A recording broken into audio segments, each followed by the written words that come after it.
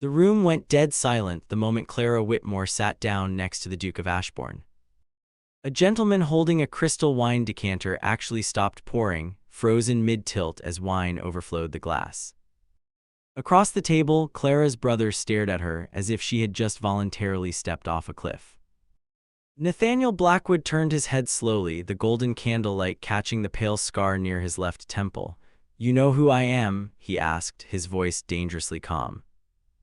"I should hope so, Your Grace," Clara replied, completely unbothered as she unfolded her linen napkin.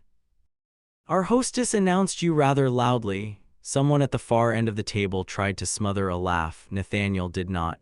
"And yet, you chose this seat," he pressed. Clara didn't miss a beat.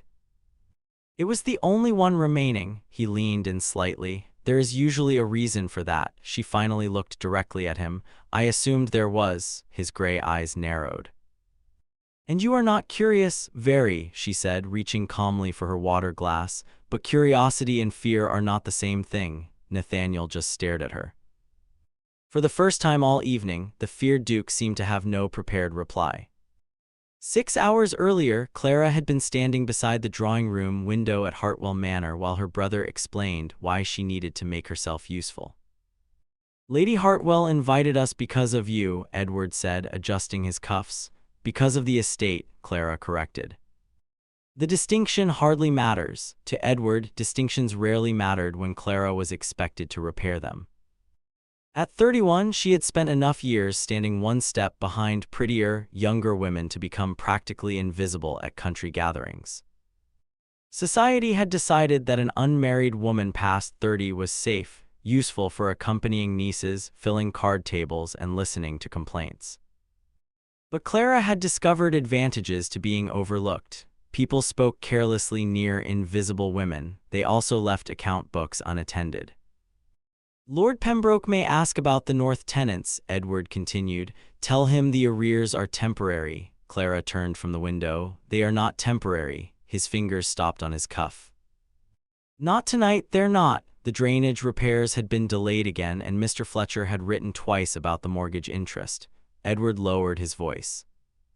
"You promised not to embarrass me." "No, I promised not to discuss private accounts unless necessary. Tonight, it will not be necessary." Clara held his gaze until he looked away. "Then I hope no one asks," he muttered. By dinner, 40 guests filled Lady Hartwell's dining room. Clara entered near the end of the procession and immediately understood why conversation had developed an unnatural, forced brightness around one end of the table.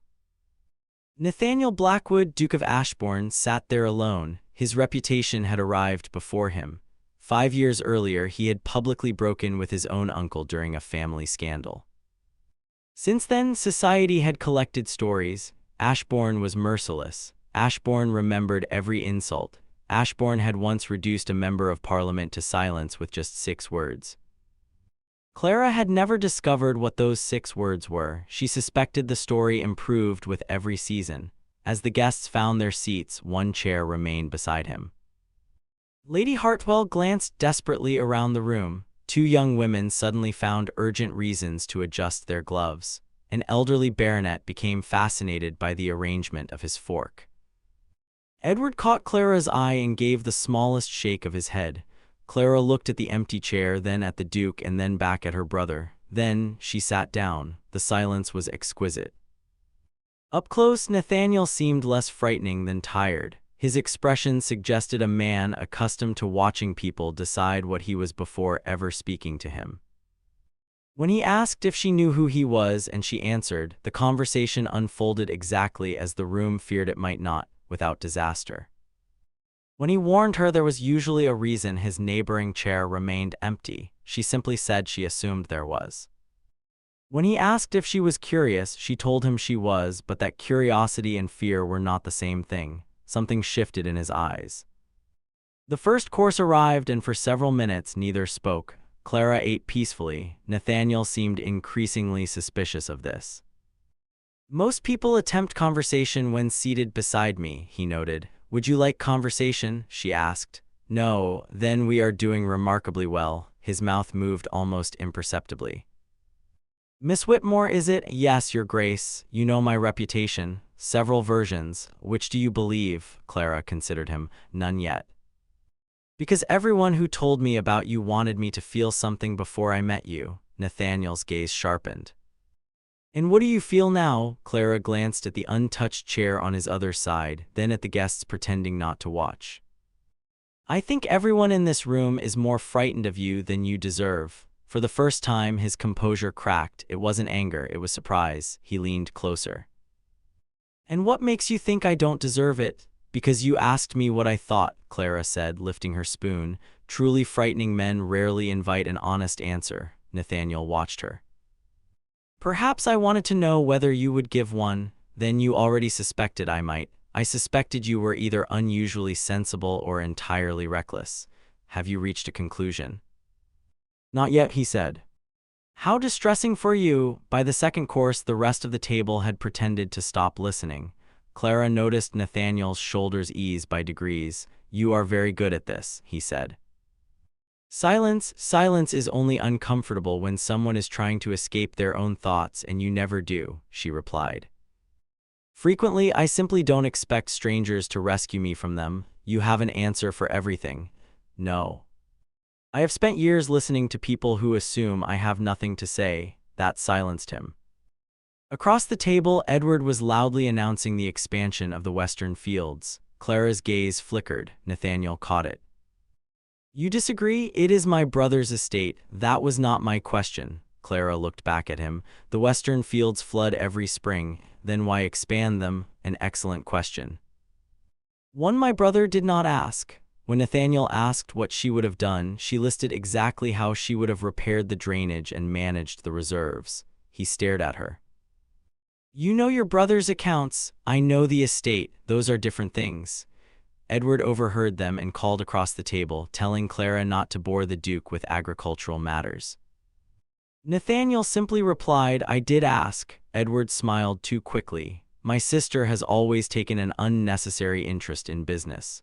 Nathaniel's gaze moved from Edward to Clara. Unnecessary to whom? The question landed softly, but Edward reached for his wine. Clara felt something unfamiliar. It wasn't rescue because Nathaniel hadn't spoken for her. He had merely refused to accept her brother's dismissal. After dinner, the ladies withdrew. Lady Beatrice Langley asked Clara if surviving the Duke was dreadful. Clara looked into the fire.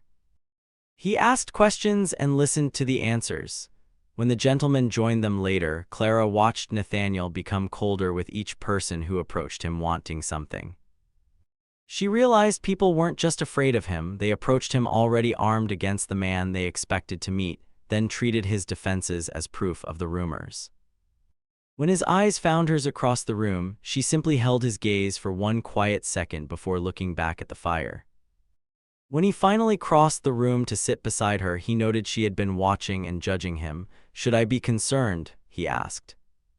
Not yet. As they sat by the fire, he asked point-blank why she wasn't married. Society generally asks that behind my back, she said. I have poor manners.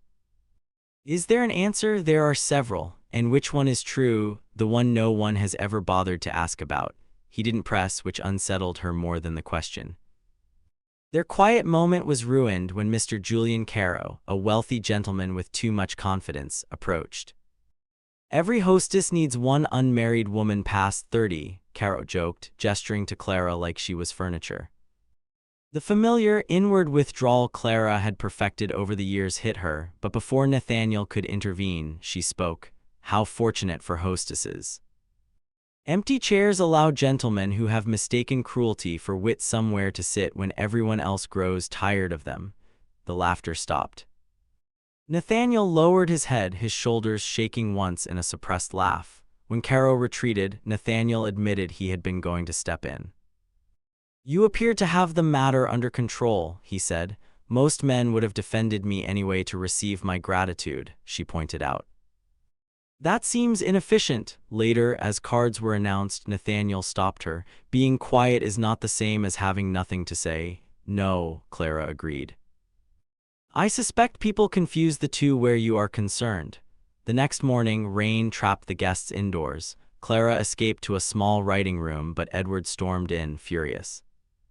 "What did you say to Ashbourne last night?" He was panicked because Lord Pembroke had heard enough to question the estate's finances.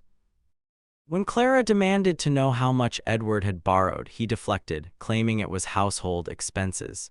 When she accused him of endangering the estate, he coldly reminded her whose estate it was.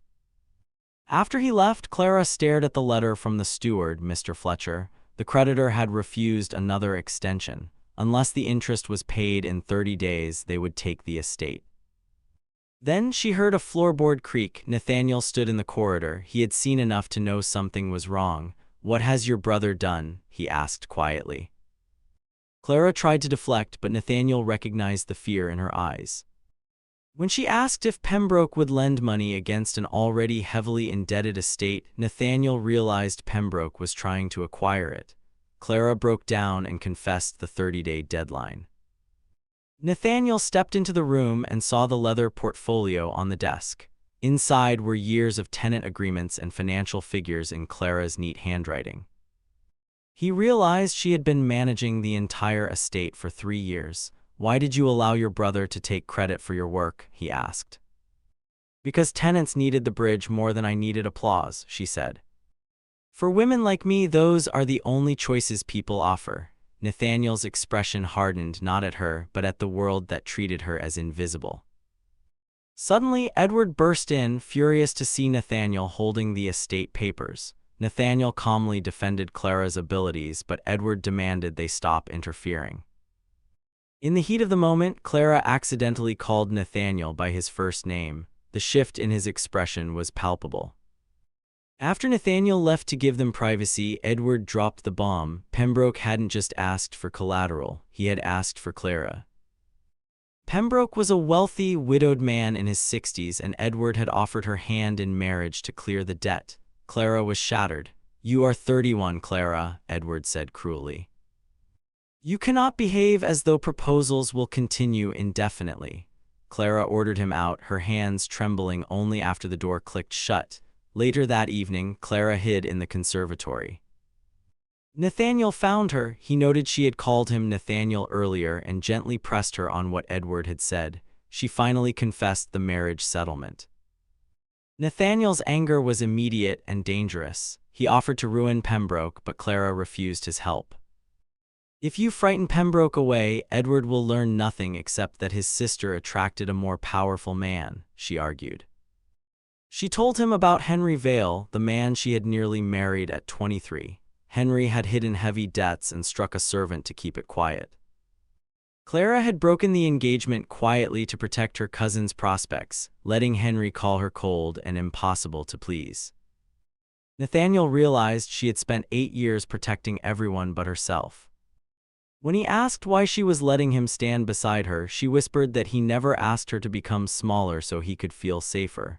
Their hands touched, a quiet, restrained intimacy.